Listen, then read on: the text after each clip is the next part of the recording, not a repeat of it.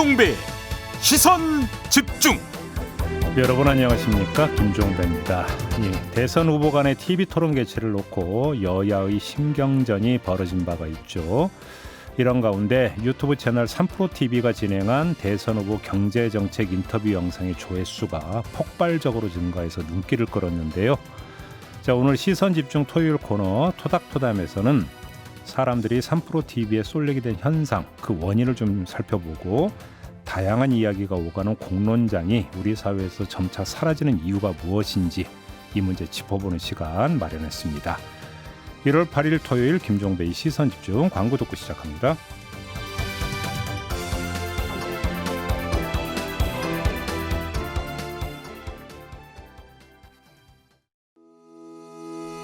시선집중은 촌철님들의 다양한 목소리를 기다립니다. 짧은 건 50원, 긴 건 100원인 문자메시지 샵 8001번, 스마트 라디오 미니와 유튜브 라이브로도 시선집중과 함께하실 수 있습니다.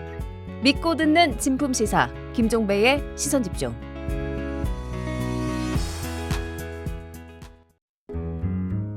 아침을 깨우는 이슈 한 편 같이 들으실래요? 등 토닥이는 토요일의 이야기 토닥토담. 네, 토닥토담 함께 주시는 두 분 소개해드리겠습니다. 국내 유일의 종합인문교양 개관지죠. 황해문화의 전성원 편장 모셨고요. 어서 오세요. 네, 반갑습니다. 그리고 전성원입니다. 네, 윤성은 영화평론가 모셨습니다. 어서 오세요. 안녕하십니까? 네, 오늘은 좀 공론장 이야기를 좀 해보려고 하는데요. 사실은 선거와 관련해서 이게 아주 이제 긴밀히 결부되는 이야기 아니겠습니까? 윤석열 후보하고 이재명 후보 간의 맞토론, 사실 실랑이가 좀 있다가 확정적 중범죄자와 뭐 대화 필요하냐 이런 이야기까지 나온 바가 있었죠. 그러다가 며칠 전 윤석열 후보가 선대위 해체 기자회견을 하면서 세 번의 법정 토론은 부족하다, 토론 필요하다, 이렇게 입장을 선회를 했습니다. 아마도 이제 조만간 후보 간 맞토론이 좀 성사되지 않을까 이런 좀 기대감이 좀 싹트고 있는데요. 아무튼 과정은 좀 우여곡절이 있었습니다. 이러다 보니까 3프로TV에 사람들의 눈길이 쏠렸는데 뭐 조회수를 보니까 어마무시해가지고 네. 몇백만 뭐 이런 식으로 좀 조회수가 나오던데요. 이게 이제 개별 인터뷰지만 동시에 올려가지고 이제 상대 후보 경제 정책을 비교해 볼 수 있는 이런 자리가 되다 보니까 엄청난 조회수를 기록한 게 아닌가, 좀 이런 그 분석이 좀 따라 붙던데요. 3프로TV에 열광하는 이런 현상, 그 이면에 뭐가 있다고 봐야 될까요, 전성원 편집장님? 3프로 인터넷 검색해 보시면 아시겠지만 자동 연관어로 3%가 나라를 구했다. 네, 뭐 더라고요. 그 말이 유행어처럼 돌고 있더라고요. 예, 그러니까 보니까 여러 군데서 이 말을 또 쓰고 있고 하는데 네, 네. 이게 사실 3프로 TV라는 게 뭔가 저는 잘 몰랐어요. 네, 제가 경제에 대해서는 조금 약한 편이라서 그렇긴 한데 보니까 그 증권사 임원 출신의 김동완 씨하고 네. 우리 익숙한 경제 전문 기자 이진우 기자하고 방송인 정영진 씨가 운영하고 있는 이제 경제, 사실 주식 전문 유튜브 채널이더라고요. 네. 알고 봤더니 엄청나게 많이 사람들이 봤고 했는데 저는 크게 두 가지 이유가 있다고 생각을 해요. 하나는 일단은 이제 주 양당 후보잖아요, 우리나라에서.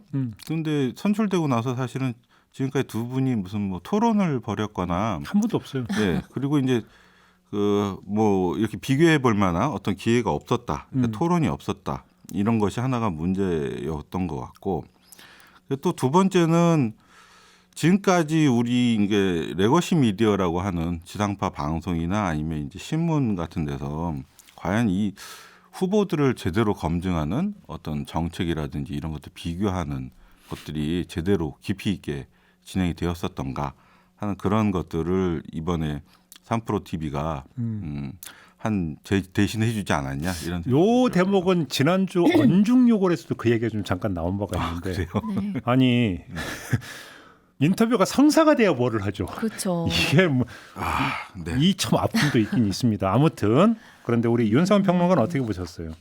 그러니까 3프로TV가 젊은 분들이, 경제 관심이 있는 젊은 분들이 많이 보고 있는 유튜브라고 알고 있는데요. 그렇죠. 그러니까 뉴스 틀면은 지금 대선은 다가오는데 무슨 생각을 하고 어떤 정책을 갖고 있는지는 본 적이 없고 계속 뭐 이게 도덕성 논란이라든가 뭐 이런 것들 서로의 어떤 네거티브 공방만 보고 있다 보니까 네. 이제 여기서 그 두 사람의 어떤 뭐 시각의 차이라든가 이런 것들이 너무나 극명하게 드러났던 것이죠. 예. 그러니까 이제 뭐 나라를 구했다라는 거는 결국 누구를 뽑아야 될지를 결정하게 만들 수 있는 그런 뭐 역할을 해줬다. 이런 의미로 지금 해석할 수 있을 것 같은데요. 지금 뭐 부동표도 많다고 하고 뭐 네. 이런 이야기들 들리는 상황에서 네, 좀 두 후보의 그 견해를 확실하게 좀 볼 수 있는 그런 채널이 아니었나 싶습니다. 그러니까 그만큼 목말랐다는 얘기로 이제 정리를 할 수 있을 것 같은데, 근데 또 한편으로는 보면은 토론 프로가 있잖아요. 그렇죠. 근데 사실 토론 프로 시청률이 예상만 못 하거든요. 그렇죠. 그러면 이 현상을 또 어떻게 이해를 해야 될 거냐? 어떻게 분석을 해야 되는 겁니까, 이거는? 그 역할을 제대로 못 해줬기 때문이 아닌가 싶어요. TV 토론 프로가 네. 갑자기 경계못 저희 시선 집중은 뭐 토론 프로는 아니니까 계속하세요. 네. 네. 실제로 댓글을 보면은 아까 이런 지상파에서 이런 것 좀 제대로 해줬으면 이거에 반만 해줬으면 막 3프로 TV랑 되게 많이 비교를 하셨더라고요. 많은 네. 분들이. 네. 네, 그래서 그런 아쉬움들이 분명히 있었던 게 아닌가 싶습니다. 두 가지, 그러니까 그런 것들이 하나는 있는 것 같아요. 아까 이제 김종배 선생님께서 그런 이야기 하셨는데, 사실은 이제 우리 같이 종이 지면을 갖고 있는 그것도 레거시 미디어에 포함되는데, 그러니까 이런 매체에다 글을 쓸 때는 원고 매수 제한을 주잖아요. 그렇죠. 네, 이 이상은 쓰지 마십시오. 뭐 이 이상 쓰시면 저희가 뭐 원고료를 거기까지 못 드립니다. 등등등등 여러 제약이 있어요. 네. 근데 이제 유튜브라든지 인터넷 매체에 이제 글을 쓰게 되면 사실 그런 원고가 좀 넘쳐도 그냥 다 나가거든요. 무제한이죠, 무제한. 네, 거의 무제한이라서 아마 그런 어떤 플랫폼의 차이도 있기는 있을 텐데 그럼에도 불구하고 제가 윤성원 선생님 손을 들어드리고 싶은 것 중에 하나는 이런 거예요. 그러니까 그동안에 이제 선관위나 어떤 데서 이제 후보 토론회 같은 걸 할 때 결국에는 그 제한된 시간 내에서 뭔가를 할 수는 있는데 방식이 지금까지 지나치게 나열식이었던 거는 있어요. 아, 그렇죠. 그러니까 하나 하고 하나 넘어가고 대충 뭐 답변 짧게 하고 넘어가도 그걸 검증을 그 자리에서 하지를 못하잖아요. 수박 겉핥 꼈다는 분이 있죠. 그렇게 진행되는 것들이 있어서 이런 것들은 아마도 그 유튜브 채널에 갖고 있는 특징이 아니냐, 장점이 아니냐 이런 생각은 들더라고요. 그렇죠. 근데 이제 저희가 이제 뭐 그 대선 후보 토론, 그다음에 TV 토론 이런 걸로 좀 국한해서 이야기를 했지만 지금부터는 좀 범위를 좀 넓혔으면 좋겠는데, 뭐 그런 어떤 사례에서 뭐 벗어나서 좀 일반론을 이야기해도 될 것 같은데, 일반적인 진단은 우리가 이제 이런 걸 가지고 이제 공론장이라고 이야기를 하잖아요. 그러니까 공론장에 갈수록 위축되고 있고 심지어 사라지고 있다. 이렇게 진단하는 경우가 사실 많이 있거든요. 그러니까 하나의 어떤 그 넓은 공간에서 서로 머리 맞대고 앉아가지고 서로 의견을 내고 거기서 합의를 지향해 들어간 토론을 진행하는 게 아니라 끼리끼리 모여가지고 의견이 비슷한 사람들끼리 으쌰으쌰만 하고 상대는 오히려 배척하고 적대시하는, 그러면서 공론이 오히려 사라지는 현상이 갈수록 심화되고 있다는 좀 진단이 많이 있었단 말이에요. 그러니까 TV 토론 프로그램 같은 경우도 저조한 어떤 시청률의 배경을 그런 어떤 시대적 흐름에서 읽는 사실은 시각도 좀 있긴 있었어요. 일단 이런 공론장이 사라지고 있다는 진단에 동의하세요, 전성훈 편장님? 물론 동의하죠. 절대적으로 동의하는데 네. 그 원인은 아마 굉장히 여러 가지가 있었을 거고 네. 뭐 짧게 사실 이 시간에 다 말하기 어려울 정도로 복잡한 사회 변화가 다 있는데 일단 제가 지난주에 방송에서 아마 CEO 민주주의 이야기를 짧게 한 적이 있었을 거예요. 예. 그러니까 CEO라는 게 어떤 목적을 가지고 있는 거잖아요. 경제 수익을 낸다. 그렇죠. 마찬가지로 이 대통령 선거를 치르거나 아니면 정치인들도 이게 마치 시장에서 주가가 등락을 하는 것처럼 그거에 따라서 요동치거나 아니면은 이런 어떤 그 단기간의 것들만 이야기하는 경우들이 있어요.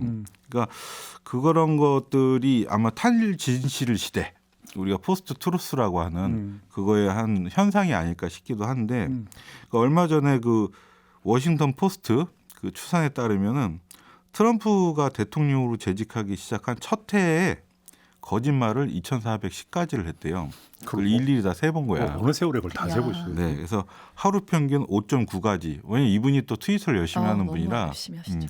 이 물증이 남잖아요. 또.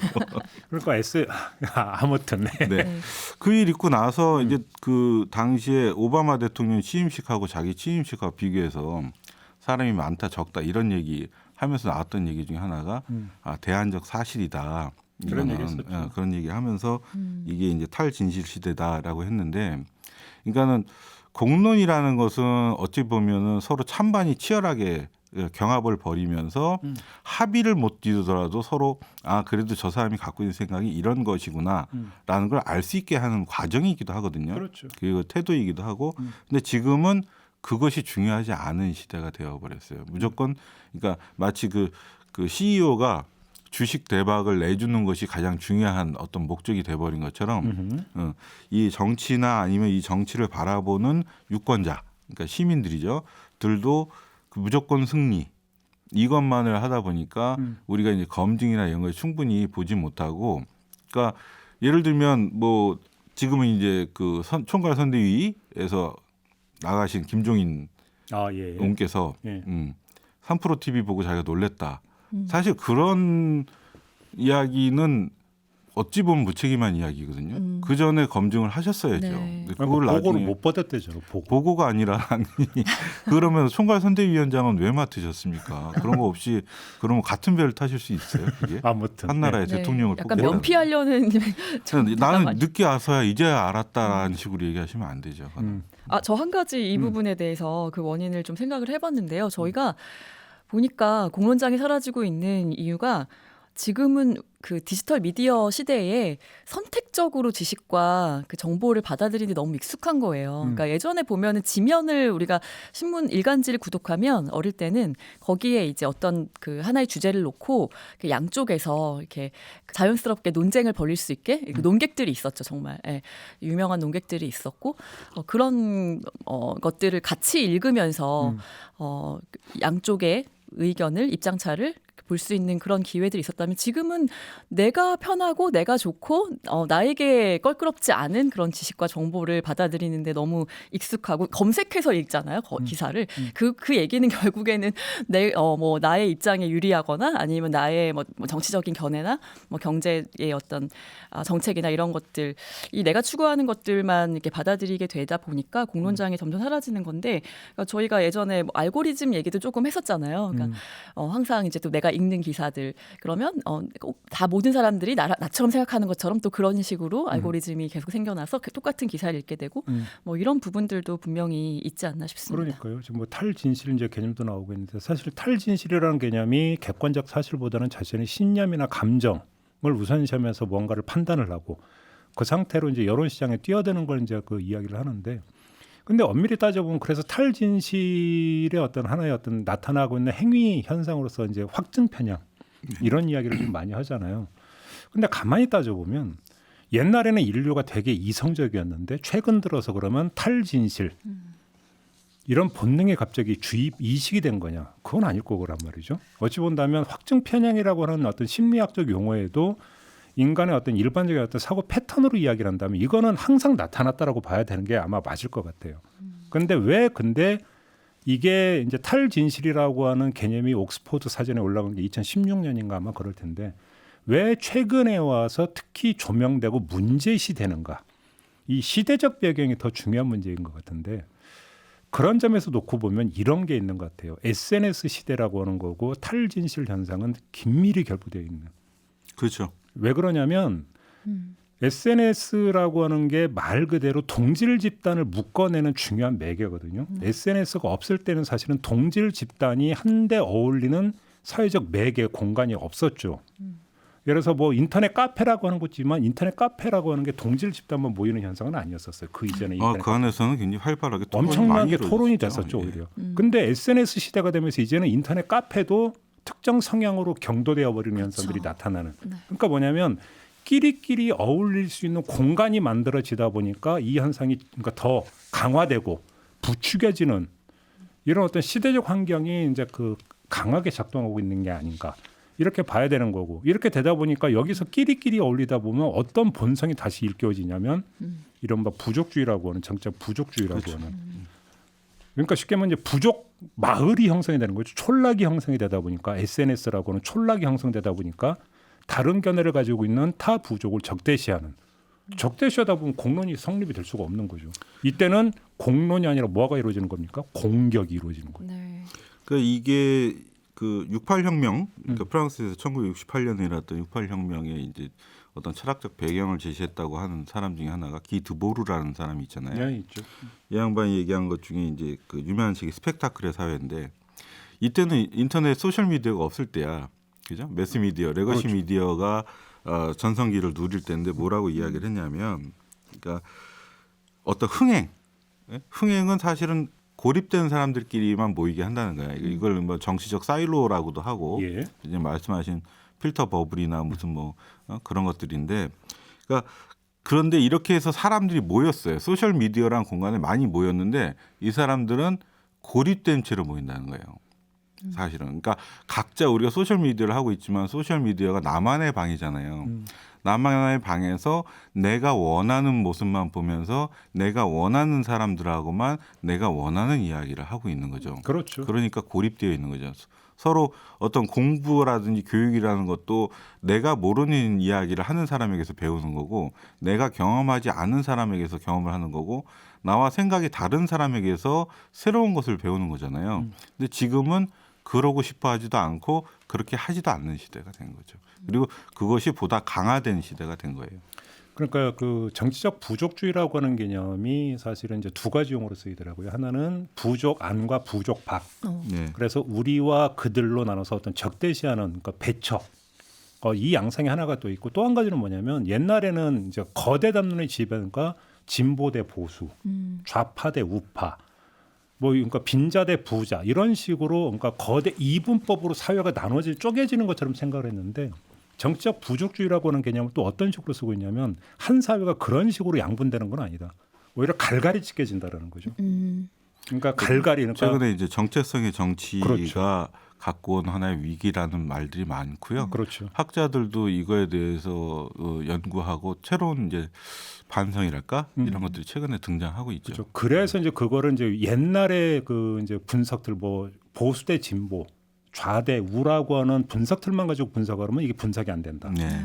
왜 그러냐면 그러니까 갈라지는 어떤 현상의 동기가 너무나 다양하기 때문에 그런 것도 결국 이제 어떤 정치적 부족주의 한 현상이다, 이런 식으로 이제 그 이야기하는 경우가 있더라고요. 개인 취향의 시대. 그렇죠. 근데 이제 개취라고 그거를 하는데. 바로 매개하는 게 바로 SNS라고는 기재라는 것이죠. 네.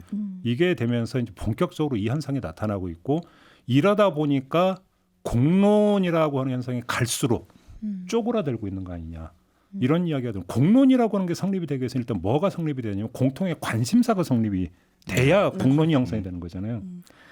공통의 관심사 자체도 줄어들어 버린다는 그런 거예요.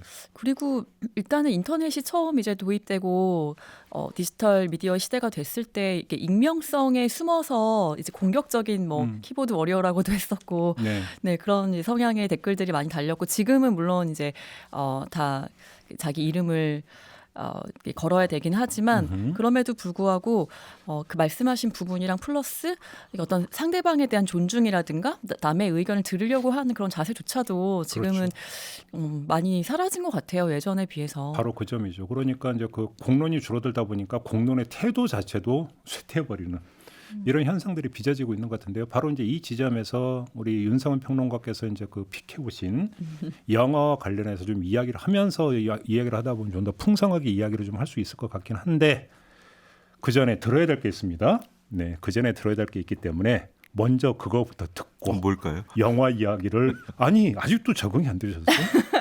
그 다음에 영화 이야기를 하도록 하겠습니다. 네, 들려주시죠.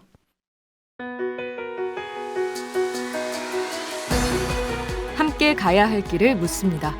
김종배의 시선 집중. 네, 김종배의 시선 집중 토요일 코너죠. 토닥토담 함께하고 계시는데요. 윤성은 영화평론가, 전성원 황해문화 편집장과 함께하고 있습니다. 공론장에 대해서 이야기를 좀 나누고 있는데요. 왜 갈수록 공론장이 쪼그라들고 있는가, 이 이야기를 하다가 이제 공론장을 임하는, 공론에 임하는 태도 이야기까지 좀 왔는데요. 관련해서 좀 우리 영화를 좀 하나 보면서 이야기를 하는 게 좀 더 나을 것 같습니다. 윤성은 평론가께서 꼽아오셨는데요. 어떤 영화입니까? 네, 전에 이제 유시민 작가님도 상당히 인상 깊게 봤던 영화로 꼽아주셨었는데요. 바로 오징어 게임으로 지금 세계적인 인사가 된 황동혁 감독의 남한산성이라는 영화였습니다. 네. 남한산성은 사실 뭐 그 투자 대비해가지고 관객 수만으로 보면은 당시에 제가 알기로는 이제 손익분기점을 못 넘은 걸로 알고 그랬었었나요? 있어요. 네, 그러니까 그렇게까지 당시에 아주 히트를 친 작품은 아닌데요. 솔직히 이제 그 재미는 그렇게 많이 없는.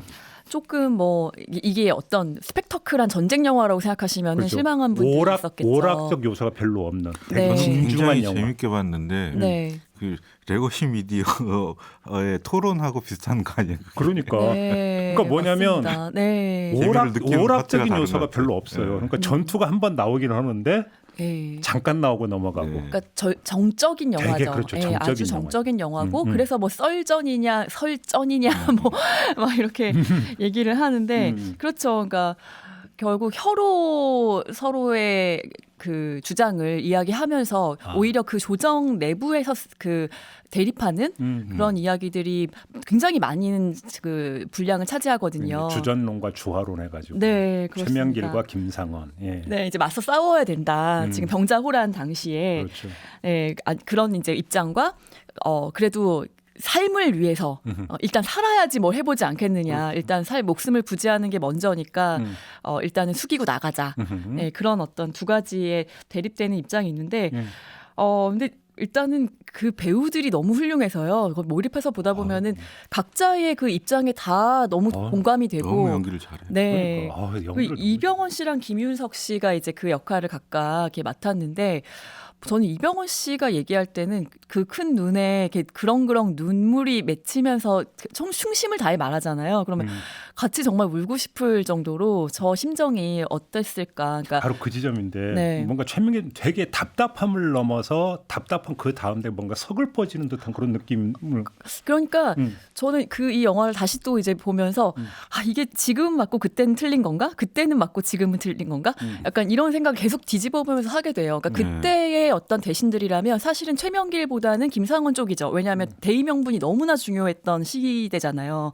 대부분의 신하들은 다 최명길의 목을 따라고 먼저 이야기를 했을 정도로 그럼에도 불구하고 최명길은 왜 내가 이런 주장을 하는지에 대해서 계속해서 이제 끝까지 이 영화 끝까지 어떤 의견을 굽히지 않고 이렇게 밀고 나가는데 결국에는 최명길의 그 말대로 하죠. 그렇죠. 인조가. 그러니까 이제 그 과정에서 이제 그 우리 윤상원 평론가께서 이제 이 영화를 꼽아주신 이유는 자 이제 그 청나라대에서 어떤 태도와 입장을 그 채택을 할 것인가를 둘러싸는 어떤 조정 안에서 이제 공론이 격하게 이제 전개가 네. 됐다라고 하는 점 하나하고 네. 그 공론에 임하는 최명길과 김상원의 태도도 사실은 중요한 포인트죠. 그렇습니다. 네, 그러니까 어떻게 보면은 그냥 다들 정말 그 박해일 씨가 인조 역할을 맡았는데 두 사람 다 충신이라고 이야기를 하잖아요. 그러니까요. 예, 인정을 하죠. 그러니까 두 사람이 의견은 너무나 첨예하게 대립하지만 그럼에도 불구하고 두 사람의 그 말이 각각 일리가 있고, 그렇죠. 예, 어떤 걸 따른다고 해도 사실은 뭐 그런 것 같아요. 그때 만약에 사실 우리는 뭐 치욕이잖아요. 삼전도의 그 치욕인데.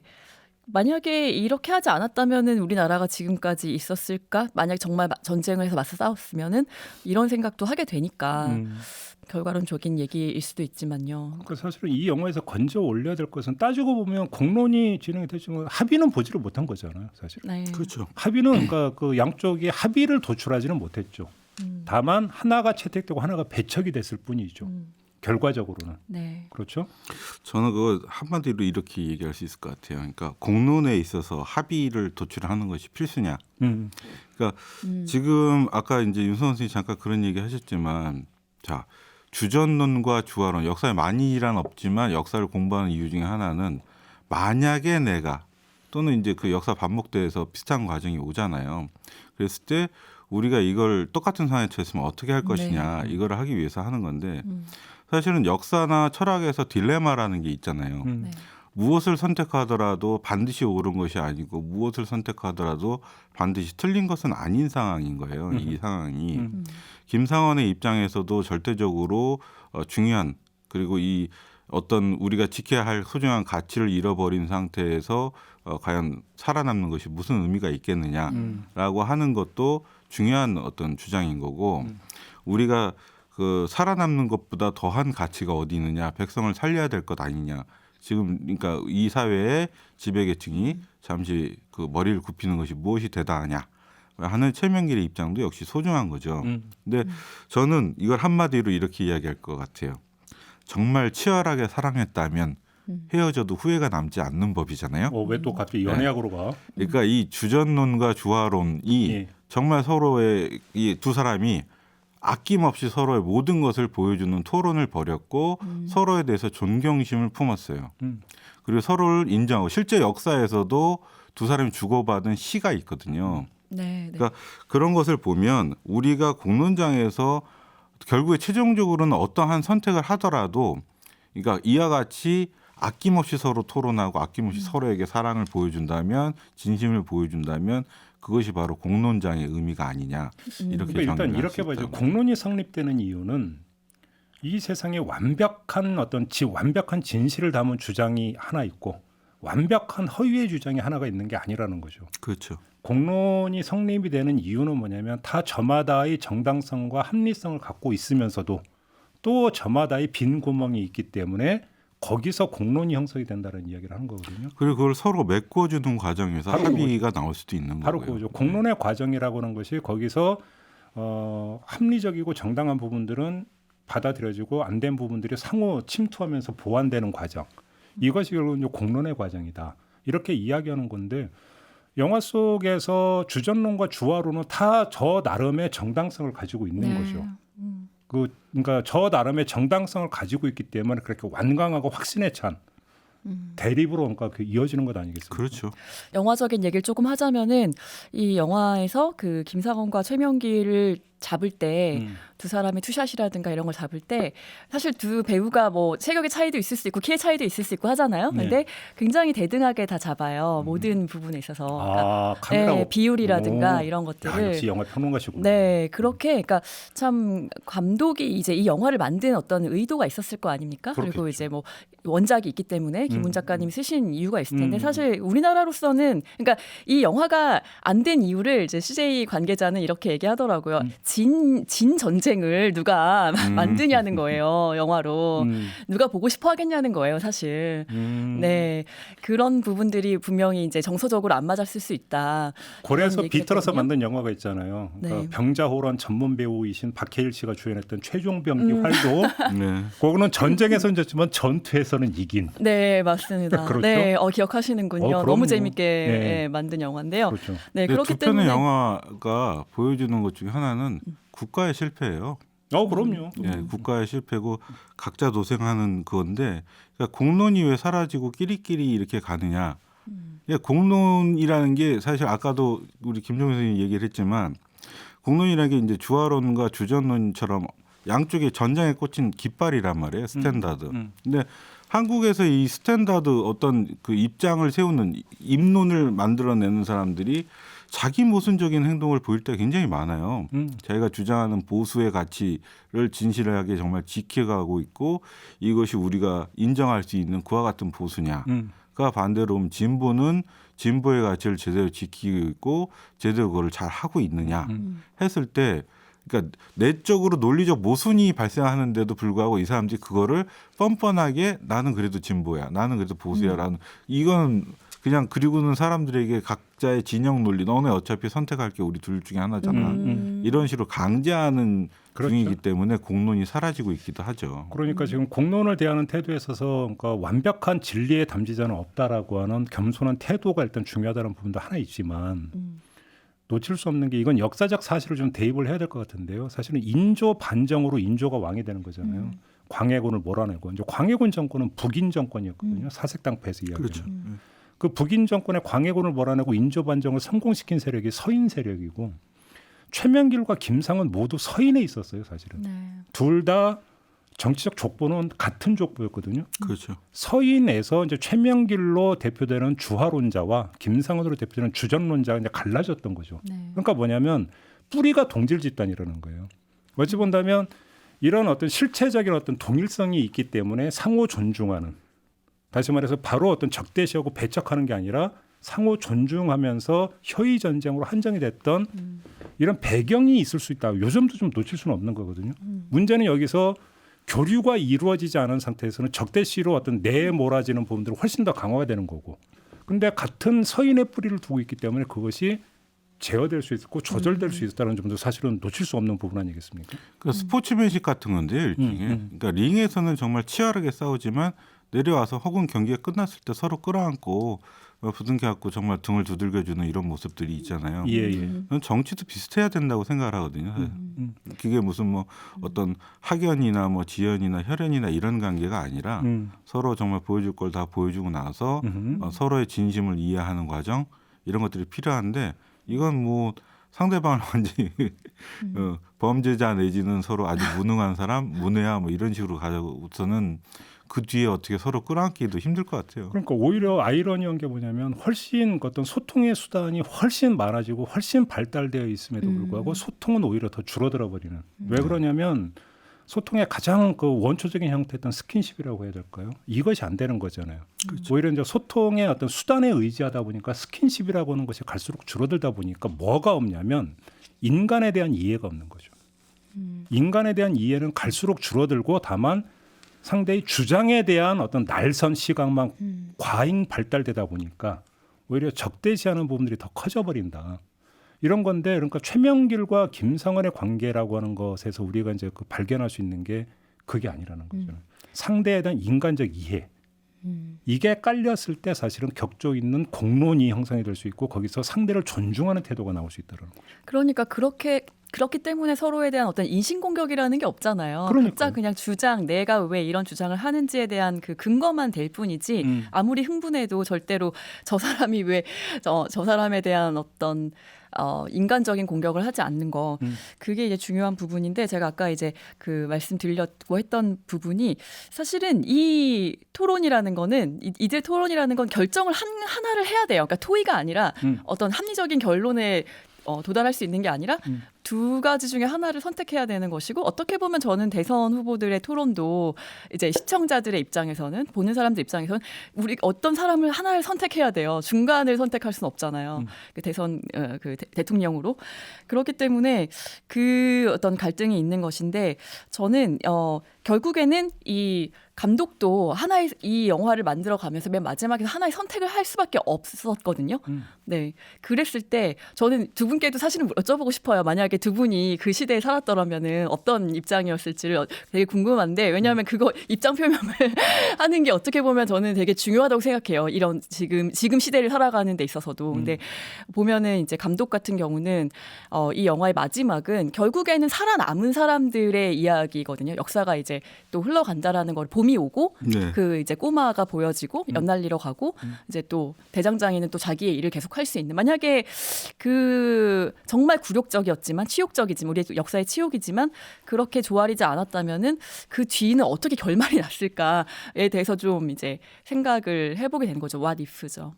저는 사실은 남한산성 밑에서 자랐어요.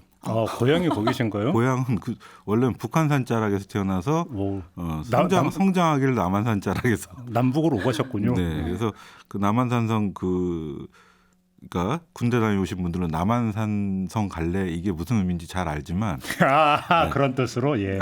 저는 뭐 그 남한산성 자락 아래에서 정말 오래 살았고 그래서 소풍이나 뭐 이런 거 하면 남한산성이 진짜 뒷산이었거든요. 남한산성 올라가서 많이 이제 생각을 해봤는데 과연 나는 그 시대 태어났으면 어떤 사람이 됐을까 이런 생각도 솔직히 해봤어요. 네. 성을 지키다가 장가도 못 가고 죽은 애 정도 되지 않았을까. 이다위 씨가 그러니까 그 어떻게 보면 그러니까 제가 뭐 이걸 교묘하게 회피하는 것보다 주전론과 주화론이라는 게 결국에는 우리 아까도 얘기했지만 서인 지배 계급 내에서 자기들끼리 나온 이야기잖아요. 백성에게는 그런 걸 선택할 수 있는 여지도 없던 시대였단 말이죠. 왕조 시대라는 게. 근데 지금은 이제 민주주의 시대고 국민이 그러니까 시민이 어떤 시민권을 가지고 뭔가를 해야 되는 시대인데 이게 공론이라는 것 자체가 사실은 그 전제 왕정 시대에는 존재할 수 없었던 거거든요. 자기들끼리 그 뭐 모여서 왕이 얘기하면 그게 그냥 되는 건데 우리가 이게 남한산성을 민주주의 시대에 보면서 이제 공론으로 이야기를 하는 거지만 만약에 그 당대라면 그건 엄밀하게 얘기하면 공론은 아닌 거죠. 네. 엄밀하게는 그렇죠. 네. 이제 공론이라고 나서 민주주의 개념과 이제 세트를 이루는 네, 것이니까 전제 왕권에서 민주주의라는 건 없죠. 근데 저는 좀 냉정하게 이야기를 해서 우리 윤성원 평론가께서 이제 질문을 주셨으니까 답을 드리면 저는 똑같다고 생각해요. 바뀌는 건 아무것도 없었을 것이다.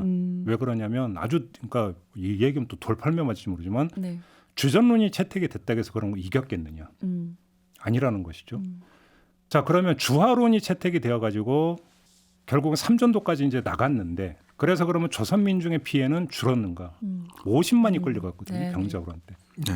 그렇게 놓고 본다면 주전론이든 주화론이든 사실은 냉정하게 얘기하면 무엇이 채택이 되는 역사가 바뀔 뭐는 제가 볼 때는 거의 없었다라고 생각해요. 거의 최악이네요.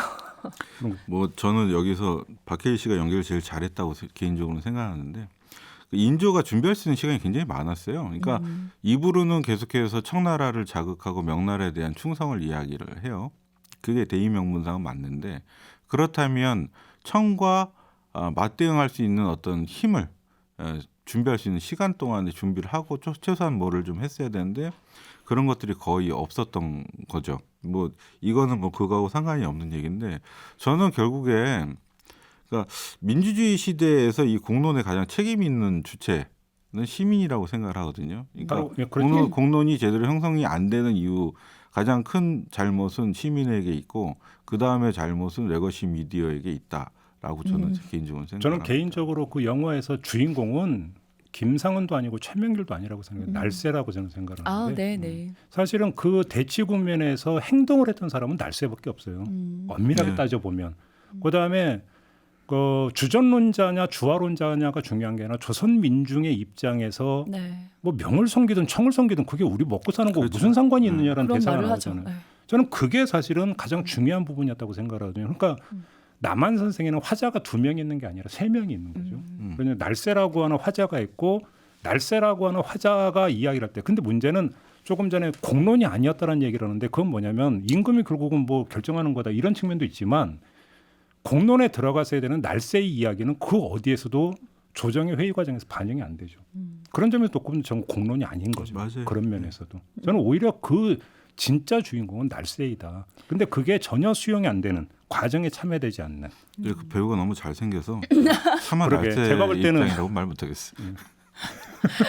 아니 우리가 대선 토론과 더불어서 이제 공론장에 대해서 이제 이야기를 하고 있는 입장에서는 어떻게 보면 우린 다 박해일의 입장이 되어야 그렇죠. 된다고 봐요. 그게 이제 그렇죠. 전제 왕권 시대와 민주주의 시대의 다른 점이에요. 네, 그 조정 안에서 엄청난 그 말의 전투가 벌어지는데 판단을 하는 건 결국에는 인조잖아요, 왕이잖아요. 그렇죠. 그러니까 그런 말을 하죠. 중간에 한 번 딱 그래요.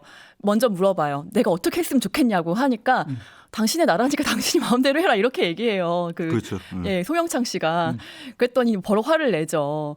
예, 그러니까 저는 그 장면이 굉장히 의미하는 바가 크고 우리한테 지금 이 장면 굉장히 그 한 번은 언급을 해줘야 되는 장면이라고 생각을 했었거든요. 그러니까 우리한테 우리가 난 누구 뽑아야 되지? 지금 어떻게 해야 되지? 이런 고민을 하시는 분들 본인에게 달린 거죠, 사실. 네. 그러니까요. 어떤 김유 그죠? 그러니까 역사적 인물과 실존이 김유 예. 이런 거 했던 이제 송영창 씨 네. 영의정으로 어떤 했던 그러니까 뭐냐면 공론이 펼쳐질 때 모든 사람이 공론에서 어떤 주장을 하는 주인공으로 참여하지는 않죠. 거의 절대 다수는 구경꾼으로 그다음에 좀 더 적극적으로 판정자로 그냥 지켜보는 건데 거기서 이제 송영창 씨가 보냈던 그 역할은 이리로 갈까 저리로 갈까. 기회주의자. 예를 들어서 이제 밴드웨건 효과라고 우리가 이제 여론조사하거나 이렇게 하면 그냥 올라타는 대세에 올라타는 뭐 이런 부분들이 있는 거죠. 그런 영화의 특징은 사실 그 안에서 일종의 재난 영화의 성격도 있는 것 같아요. 그러니까 그 안에서 우리 모두의 모습들이 조금씩은 반영이 돼 있거든요. 그렇죠. 네. 그런 게 녹아 있는 거. 내가 주전론자이기도 하고 주화론자이기도 하고 날쌔이기도 했다가 기묘이기도 했다가 이런 거죠. 그러니까요. 그 저는 이게 공적 주체 이야기를 좀 하고 싶어요. 그러니까 우리가 공적 주체가 좀 소멸되어 가고 있다, 혹은 변질되어 가고 있다라는 생각이 드는데, 그러니까 호모 폴리티쿠스에서 호모 이코노미쿠스로 이제 사람들이 그러니까 벌써 이게 그 신자유주의가 우리가 강제로 도입된 것이 1997년 연말에서 이제 98년 이후까지 지금 쭉 오고 있잖아요.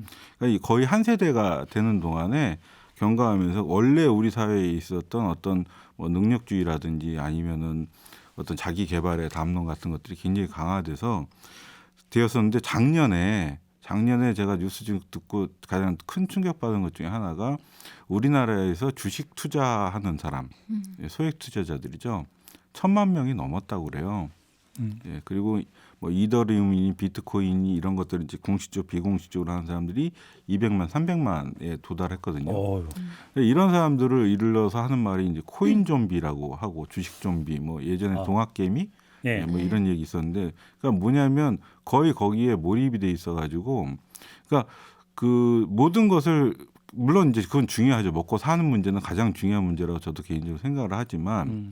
뭐 어떤 가치를 판단할 때 있어서 어떤 특정 기업, 내가 주식을 소유하고 있는, 그래봐야 그 기업의 지배주주는 될 수 없는 분들인데 그런 것을 우선하여 생각하기 때문에 어떤 사회적 가치라든지 어떤 공적 가치에 대한 생각은 사라지고 내 부동산 값을 누가 올려줄 것이냐, 아니면 내 주식 투자한 것을 가격을 누가 올려줄 것이냐, 이런 쪽으로 먼저 생각하게 되면 그 뒤에는 사실 우리가 말하는 공적 담론이란 것이 설 자리가 없어지기 쉬워요. 바로 그 점이죠. 공론이라고 하는 것은 뭐냐면 그냥 개인적인 어떤 그 관심사에 대해서 이야기하는 게 아니라 공적인 문제에 대한, 그러니까 그 토론은 이제 공론이라고 하기 때문에 그러면 공동체 운영과 관련된 공통된 관심사, 그다음에 공통된 의제에 대한 어떤 그 토론을 이야기를 하는 건데, 문제는 공통의 관심사가 갈수록 줄어들고 있다는, 아까 정적 부족주의 그러니까 말씀을 드렸던 것도 결국은 그 맥락하고 연결이 되는 것 같은데,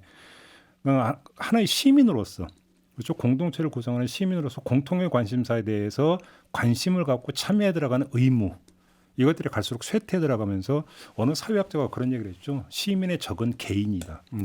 이런 말을 한 적이 있었거든요. 그러면서 모든 게 개별화되어 버리다 보니까 공론이 이제 줄어들어가는 이유 중에 하나를 이제 그걸로 이제 잡는 경우도 있죠. 그것이. 민주주의라는 것이, 근대 민주주의는 사실은 개인의 출현, 근대적 개인, 그러니까 시민의 출현을 통해서 가능했던 건데, 이것이 이제 고립된 개인화되어 버리니까 그것이 이제 안 되는 건데, 그러니까 예전에 그 아리스토텔레스가 이런 얘기를 했어요. 자기 폴리스, 그러니까 자기가 속한 공동체의 정치에 참여하지 않는 자들을 멍텅구리라고 부르는데, 영어 이디오트 있잖아요. 예, 맞아요. 예. 그게 그 말에서 나온 거거든요. 그렇죠. 이디오트 데스인가 뭐 거기서. 멍청이 바보 이런 식으로. 그러니까 여기에 참여하지 않는 사람들은 이제 그런 식으로 봤더니 멍청이 바보로 봤던 거죠. 근데 최근에서는 그게 오히려 개인적으로 현명한 뭐 처신처럼 이렇게 이제 간주되고 있는 게 상당히 심각한 문제라고 봐야 되는 거죠. 알겠습니다. 먼저 공론장이 왜 갈수록 쇠퇴하는가, 이 이야기를 좀 하다 보니까 여러 가지 좀 다각도로 좀 이야기가 좀 나왔던 것 같은데요. 일단 공론장 회복의 출발점은 대한민국이라는 큰 공동체를 운영해 들어가는 공동체의 구성원으로서, 시민으로서 공적인 문제에 대해서 관심을 표명하고 또 그거에 대해서 참여하는 어떤 의무감을 갖는 게 일단은 이제 가장 기본적인 출발점이 될 것 같고요. 그리고 두 번째는 그렇게 해서 그러니까 이루어지는 공론에서 어떤 태도를 견지할 것인가. 결국은 이 문제를 귀착이 되는 것 같은데, 좀 정리를 해 주신다면 어떤 태도가 필요하다고 생각하십니까? 일단은 뭐 아까도 말씀드렸지만 사회적 공적 주체로서의 비판 의식을 회복하는 것, 그러니까 공동체의 가치가 무엇이고 이것이 우리 사회를 정말 발전시키는 것이 어느 것이 맞는가, 나의 개인의 이익을 앞세워 생각하지 말고 그런 것이 하나가 있을 것이고요. 또 하나는 이제 내로남불이 가장 저는 중요한 키워드 중에 하나라고 생각을 해요. 그러니까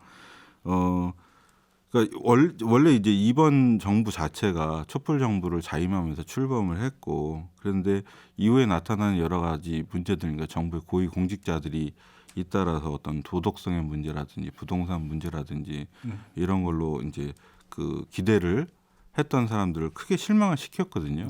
그런 큰 실망이 있었고, 그 실망의 반동이 이제 또 나타났고, 그리고 그것이 지금 현재 우리가 보고 있는 대선의 모습이기도 해요.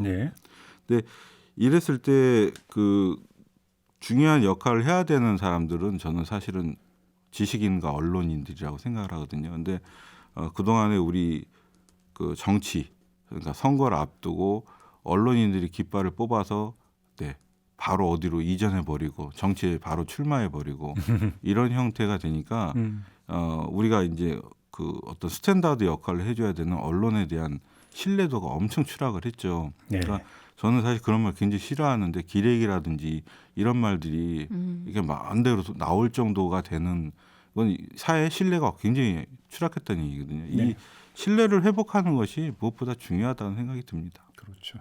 우리 윤상은 평론가께서는 저는 오늘 주제를 준비하면서 사실 뭐 정치 드라마 같은 것들보다는 법정 드라마가 많이 생각이 나더라고요. 네, 왜냐하면 이제 어떤 하나의 이슈에 대해서 원과 피고로 나눠가지고 그렇죠. 네, 그건 뭐냐면 설득한다는 거예요. 저는 우리가 다 배심원 내지는 판사의 입장에 지금은 좀 서야 된다고 생각하거든요. 이제 2달밖에 남지 않은 이제 대선을 생각하면서. 네, 그러니까 좀 설득 당했으면 좋겠어요. 나를 설득해줬으면 좋겠어요. 아, 후보들이 네. 설득이 안 되고 있습니까? 부동층 중에 한 명이십니까? 아닙니다. 그건 아닌데. 스윙 보터. 그럼 아니 뭐 일반론으로. 그럴 수 네. 있죠. 아, 그럼요. 네네. 그래요. 좀 나 좀 설득했으면 좋겠다.